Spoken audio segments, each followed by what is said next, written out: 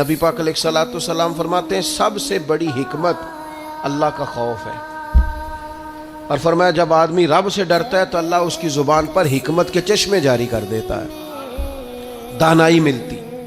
جب بندہ اللہ سے ڈرتا ہے، خوف خدا کے ساتھ فیصلے کرتا ہے تو اس کے فیصلے درست ہوتے ہیں، اللہ اسے نور بصیرت عطا کرتا ہے۔ اور نبی پاک علیہ الصلوۃ والسلام نے فرمایا مومن کی فراست سے ڈرو، یہ ترمذی میں موجود ہے، مومن کی فراست سے ڈرو، کیوں؟ فَإِنَّهُ يَنظُرُ بِنُورِ اللَّهِ، حضور فرماتے ہیں مومن جب دیکھتا ہے تو وہ صرف اس آنکھ سے نہیں دیکھتا، وہ اللہ تعالیٰ کے دیے ہوئے نور سے دیکھتا ہے۔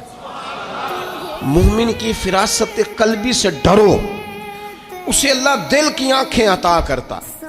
یہ کبھی اگر مجھے اقبال نے بھی کہا تھا کہ دل بینا بھی کر خدا سے طلب، آنکھ کا نور دل کا نور نہیں، اللہ سے نا دل کی آنکھیں مانگ، بصیرت والے فیصلے، اچھے فیصلے۔